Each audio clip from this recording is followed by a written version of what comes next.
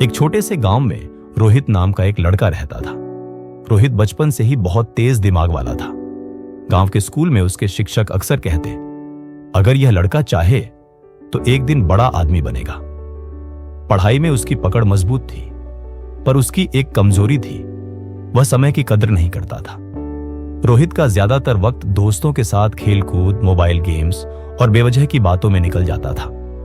माता पिता उसे कई बार समझाते, बेटा वक्त दोबारा नहीं आता, आज जो समय बर्बाद करेगा कल वही पछताएगा। लेकिन रोहित हर बार मुस्कुराकर कह देता, अरे मां, अभी तो बहुत समय है, जब चाहूंगा पढ़ लूंगा, अभी तो थोड़ा मस्ती करने दो। दिन बीतते गए। स्कूल की वार्षिक परीक्षा का समय आया और फिर वह दिन भी आया जब नतीजे घोषित हुए। रोहित का चेहरा उतर गया। उसके नंबर उम्मीद से बहुत कम आए थे। वह लड़का जिसकी कभी टीचर्स तारीफ करते थे, अब वही टीचर्स मायूस होकर बोले। हमें लगा था रोहित कुछ बड़ा करेगा, लेकिन उसने तो खुद को ही पीछे छोड़ दिया। यह सुनकर रोहित का दिल टूट गया। दोस्तों ने भी उससे दूरी बनानी शुरू कर दी। घर पहुंचा तो देखा, पिता के चेहरे पर निराशा, मां की आंखों में आंसू।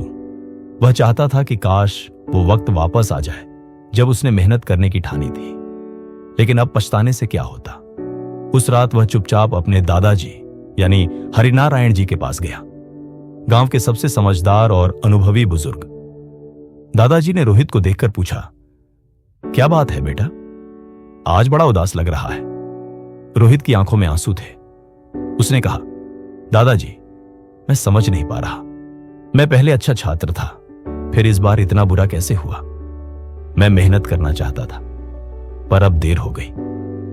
दादाजी मुस्कुराए और बोले, बेटा समस्या यह नहीं कि तुम बुद्धिमान नहीं हो, समस्या यह है कि तुमने समय को हल्के में लिया। समय सबसे कीमती चीज है। अगर इसका सही उपयोग करो तो यह तुम्हें ऊंचाइयों तक पहुंचा देता है, लेकिन अगर इसे व्यर्थ गंवा दो तो यही तुम्हें नीचे गिरा देता है।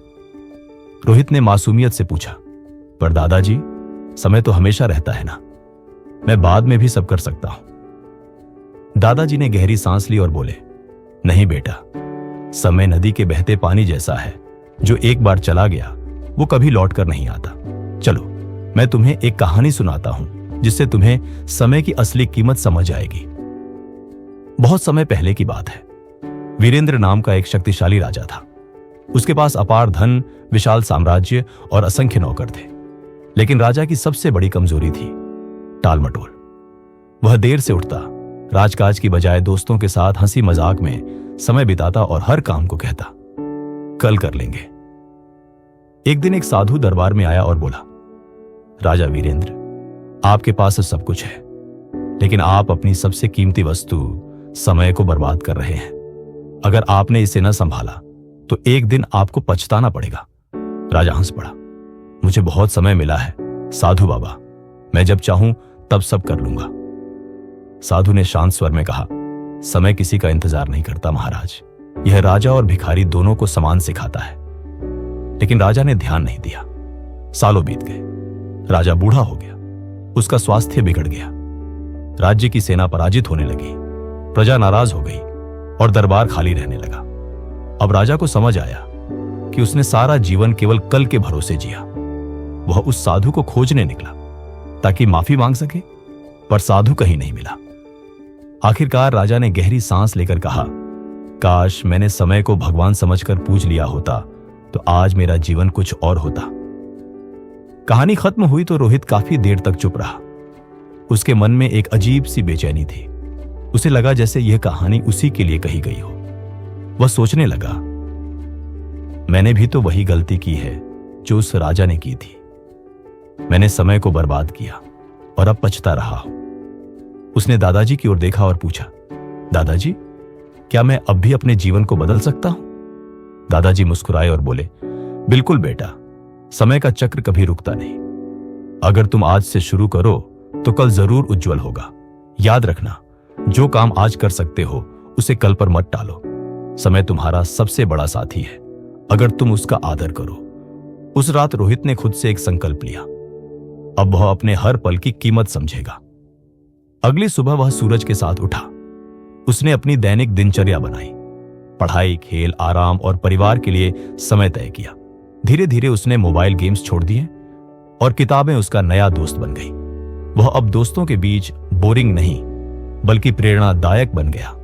स्कूल में शिक्षकों ने फिर उसकी तारीफ करनी शुरू की। कुछ महीनों बाद जब परीक्षा हुई, रोहित ने न सिर्फ अच्छा प्रदर्शन किया बल्कि पूरे स्कूल में प्रथम स्थान प्राप्त किया। पुरस्कार समारोह में प्रिंसिपल ने कहा, यह वही लड़का है जिसने वक्त की कीमत को पहचाना और वही पहचान उसकी जीत बन गई।